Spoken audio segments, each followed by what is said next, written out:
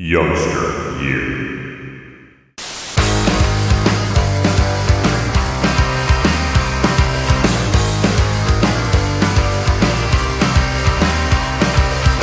An empty bottle in my hand, a simple question that I ask, I'll never get the answers to. I'm excited to welcome the Hashi on for an interview today. They're a punk alternative three-piece from Orange County, and we're going to talk about all their music and time as a band thus far. Matt, and Ben, welcome. Thank you for being here. Hey. Thanks for having us. Of course. First, I just want to get my timeline straight here. So I know from just reading what I could online, Matt and Matt both met in high school back in 2006, and then somewhere along the line, you guys started jamming together, but didn't officially start the band until 2016. Does that all sound right? Yeah, that's pretty close. We all knew each other in high school. He's my twin brother, so Right. twins. Yeah. Yeah. But the two Matts, Matt and I, started the band, just us two jamming, and then we started shows around 2016. Awesome. Okay, so what all led up to that decision to actually, take the extra step and become a band and kind of do this seriously? Was there like a defining moment you can point to? We just started writing a lot of songs, and suddenly we had enough for a set. And my brother and I have been playing in another band our whole lives, so it was just kind of the logical conclusion to be like, all right, let's play some shows. Like, we're ready. We got See what this. happens. Try it out. Yeah. Let's Awesome. show people what we do. Yeah. Yeah. What's that other band? Oh, the Dares. Okay. Yeah. Cool. And we're both in that one. Yeah. Same sort of stuff or different? Similar, a little different, maybe Okay. a little bit poppier, but yeah, kind of. We used to be like a pop punk band. It's more like alternative rock now. But yeah, similar vein. We play shows together sometimes. Okay. Yeah. So then, I don't want to make anybody mad here, but what's your guys' primary focus? Would you say it's this band or the other one? Well, I mean, the other one's our first band, so Right. we haven't changed the commitment to that. And so I'm the lead singer in the other one, so my role as a bassist is very easy. I just kind of I'll show up and rock out on stage, and I don't have to worry about being the front man or the songwriter. So for me, the other one's more primary just because my role is a little bit bigger. Okay. Just for you, having that different dynamic, does that bring kind of a unique perspective to the band? Can you kind of weigh in on a lot of frontman type stuff? Yeah, I mean, I don't have to be the front man, so that's a weight off my shoulders. For sure. I don't sing lead, so I can just really focus on playing the bass and locking in with the drums. And I would say that that's also helped me with the other band because it's a good way to practice your timing as a musician and get another perspective on performing, just because if you're not the front man, the dynamic's a little bit different, and you just have to play your stuff really tight and kind of just have fun. Whereas when you're the lead singer, it's I got to make sure that we're all flowing, songs are good, we're entertaining the crowd and stuff. So yeah, they're different hats, but they inform each other for sure. Yeah. Matt, would you agree on that perspective as frontman of this one, or have anything different to add? Yeah, there's so much to think about being lead singer. Yeah, I'm always thinking about lyrics or not messing up a guitar part or and then trying to stay in time with these guys. So there's so much going on. Yeah, I feel the pressure all the time. Yeah, there's more responsibility for that role. Yeah. I can see that. Okay, so and then just kind of keeping on the topic of the general group dynamic, that first EP that you guys put out, Family Jewels, that wasn't out until 2020, but you guys were already a band for years before that. So what did your time as a band look like? Was it just a lot of playing local shows? Yeah, well, definitely playing a lot of local shows. We tried to record 2 times before that, but for one reason or another, it just didn't work out. It's because I wasn't in the band yet, probably. Yeah.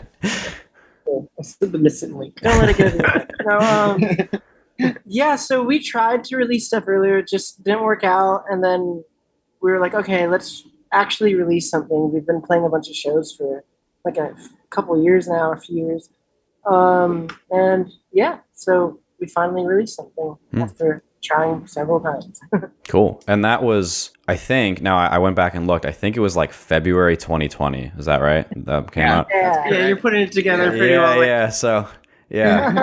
We had a CD, EP release show scheduled for March something, and everything got shut down a week before. So we just kind of we had a big party planned, all these good so we just put it out on Spotify. I was all right, let's We're going to hunt it down for how long? Yeah, Who knows how long? see what this plague does. Yeah. I don't want to talk too much about the pandemic because it's just a bummer. But if you can remember, do you guys think you could speak on that experience a little bit? what was kind of going through your heads at the time regarding the longevity of the band? Like you guys just were, picking up and then all of a sudden had to stop. I would say, from my perspective, was oh crap, we can't play shows now, and we're releasing music. But then it was like, well, we can still make music. We can still like continue as a band. I never questioned that, like, oh, this is gonna kill the band long term. It was more like, well, this sucks. Let's do some live streams. So we did like a Halloween live stream show, and we did we just kept We it tried to all work online. around it definitely, like the best we could. Yeah. To keep it going. Other areas kind of took our focus. So my brother and I started getting really into recording, and started recording ourselves, both bands, and writing songs, and just kind of building up our new songs, new recordings. Obviously no shows, so I don't know. We stayed very busy. Like we self-produced everything after that EP that came out was self-produced by us. Okay. And so that was us using our newly acquired skills from the pandemic of recording. So we just let's save some money and get better at this, and maybe we can, when you record yourselves, you get to do your vision how you see it. Yeah. As long as you have the skills to translate it. But yeah. Right. We made the best of it for sure. Yeah, so having like experienced the like self-recording process and then also kind of the other side of things, do you prefer this way? Are there maybe some things that you can't do when you're just self-producing everything? I mean, you're limited by your equipment and skills, and so like I think what's noticeable is that every recording sounds a little bit better each time we do it. There's trade-offs just because like all the work falls on you, and since we're kind of new at recording, it takes us longer to edit and mix and stuff.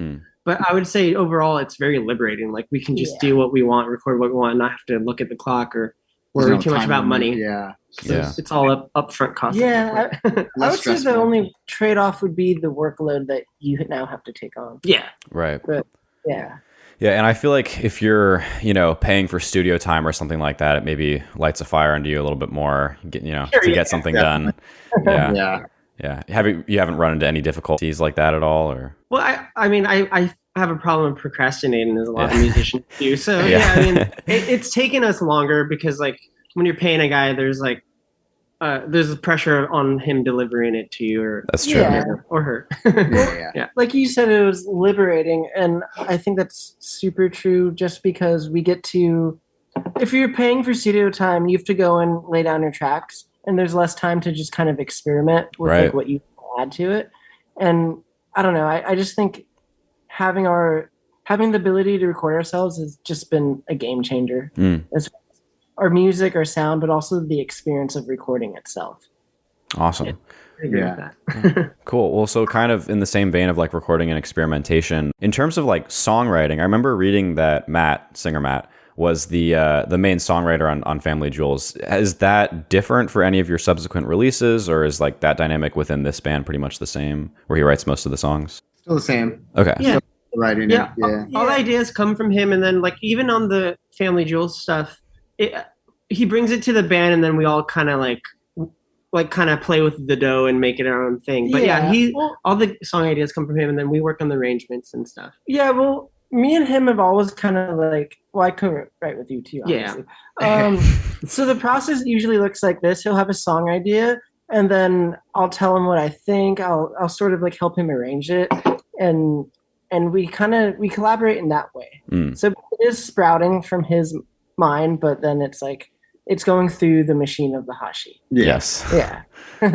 Right through. That's a great way to put it. Just a meat grinder. Yeah. That's how the sausage is made. The Hashi sausage. sausage. Yeah. It's a nice ring to it, actually.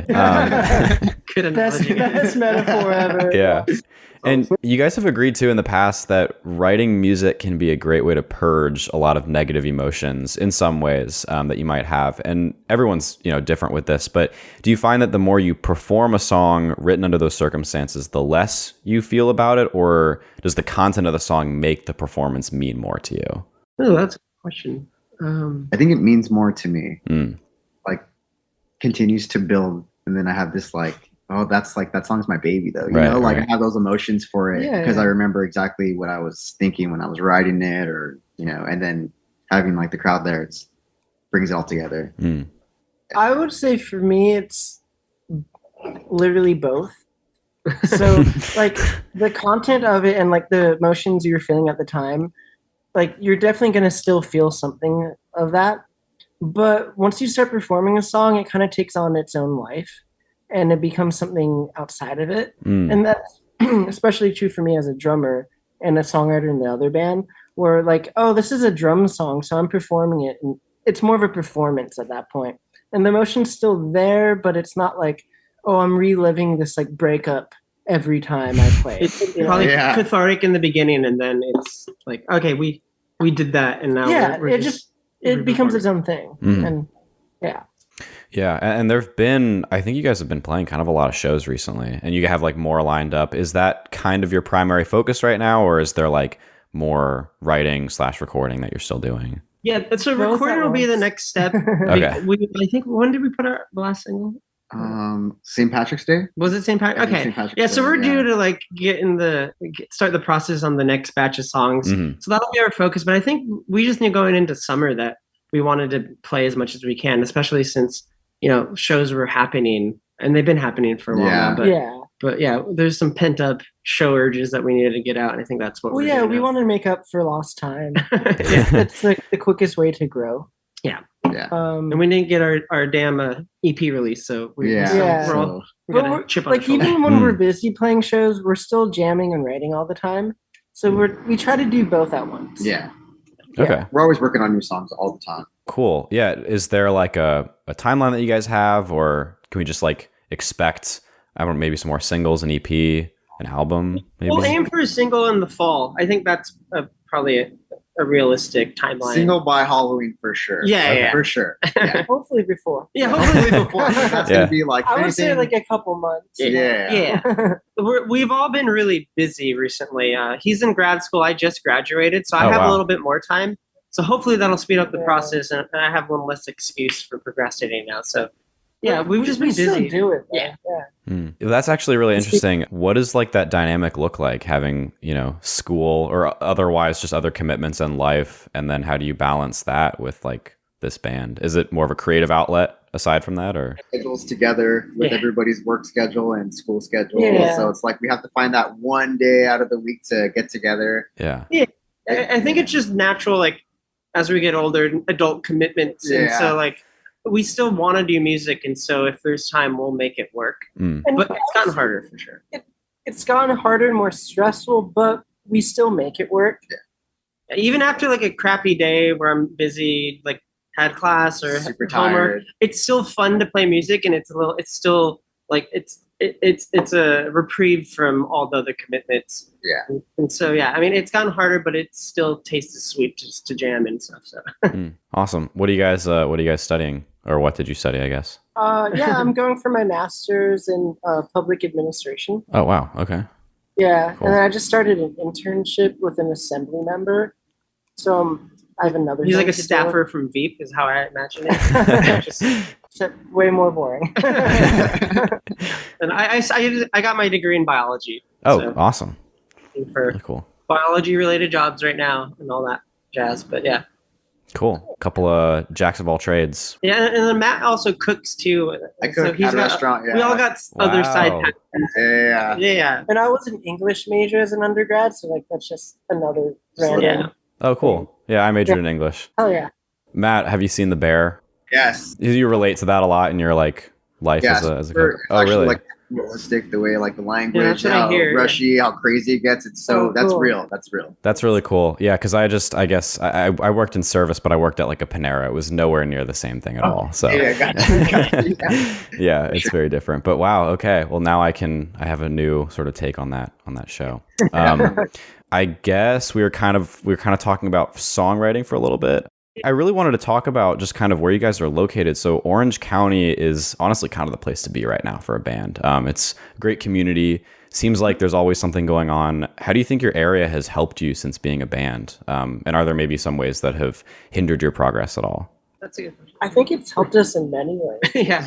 Like so, we had a lockout. It was like our first lockout. Lockout studio. Lockout yeah. studio. Where you keep all your stuff and you can go anytime just in case someone doesn't And that know. was right in Santa Ana. So just by being there, first we had like the ability to play whenever we wanted, 24 hours a day, Awesome. which really helped the writing process and jamming and whatever.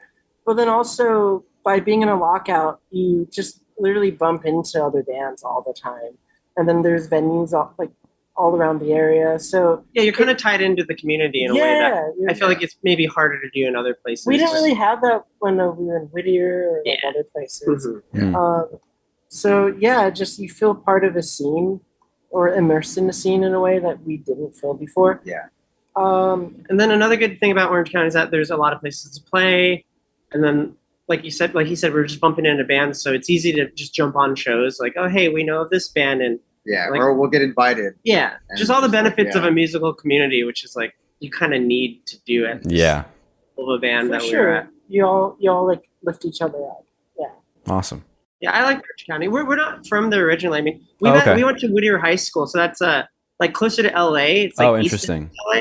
Yeah. And then Matt and I were from Burlington, Vermont, but we moved to California when we were like 13. So Okay. we feel like Californians, but we also have like our East Coast experience as Yeah. kids. Well, you guys are asking me how I like the East Coast compared to the West Coast. What about you guys? Well, so I wasn't an adult on the East Coast. Maybe that would have been a different experience.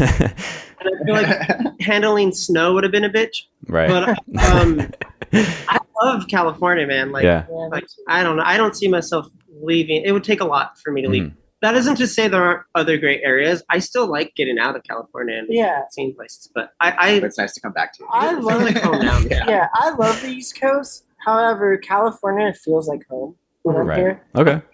And the like you mentioned, the food is just so great. Yeah. It's really Yeah. good.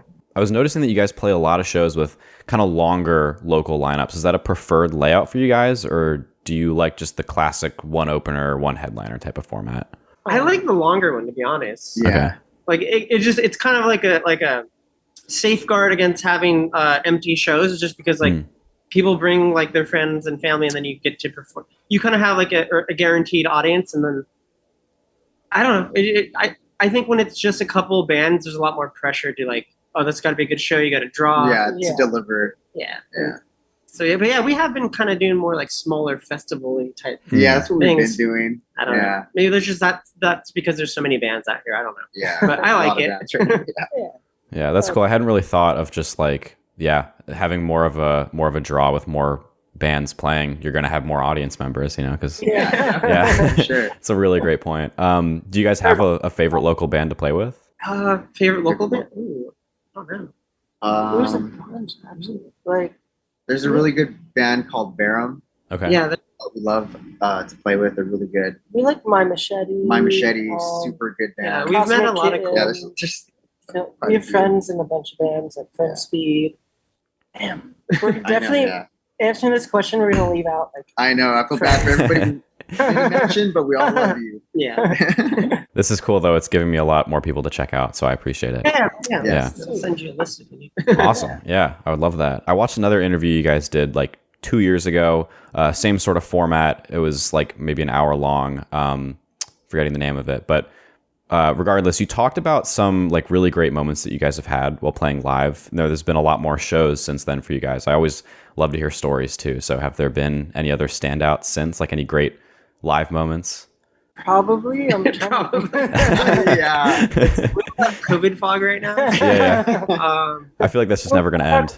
That's it. yeah, we got Um, COVID. That was a high. No, honestly, every time we have like a mosh pit, Yeah. I was gonna say we had it feels really great. the show. We had like a home show over here at a new venue called FTG, Oh yeah, that was really and good. it just turned out to be like a great crowd, and they all responded to the music like right away.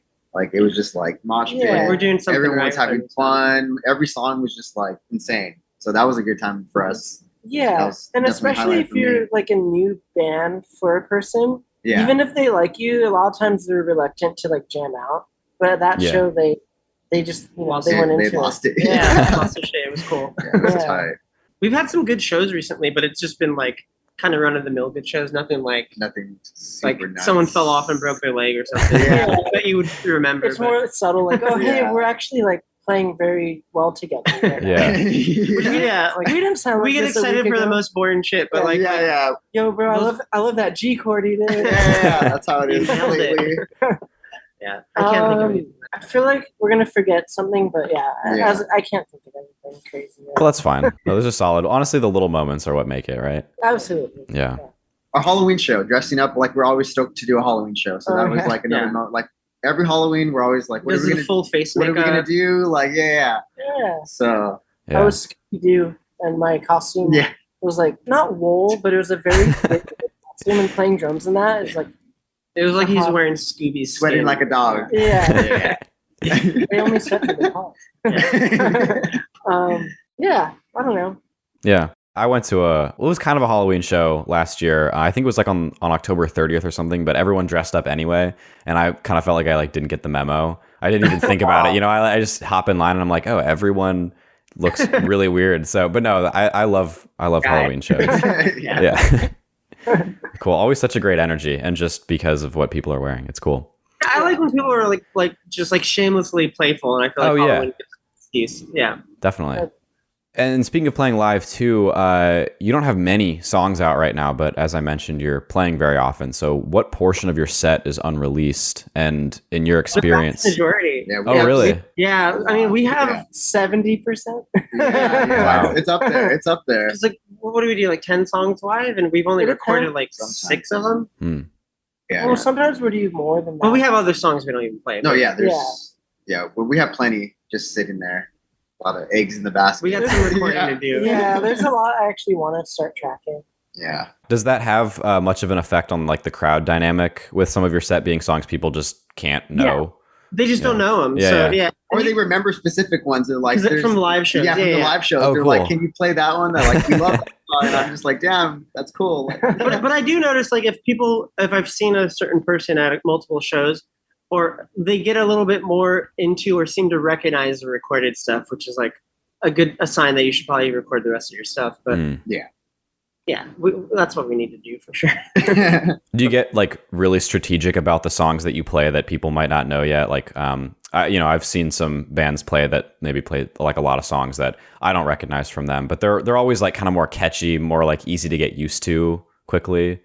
Does that happen with you guys? Like your process at all? A lot of the times we'll just like look at each other between like songs, like, oh, what do you want to play? Yeah. Call in audibles. Yeah. Like sometimes we'll have a set list, but then we kind of forget what we wrote down. So we're like, let's play this. But usually if we are planning it out, we just try to have it flow like nicely. Like Yeah. Each show is about like making the best show and not what the audience might know. Because we're not big enough yet to do that or Mhm. have like one big song that people are coming just to see. Just to So see that. Yeah. we get to just kind of like, what's the best experience they can have for a band they probably don't know very well. And that's kind of our approach. yeah. Okay.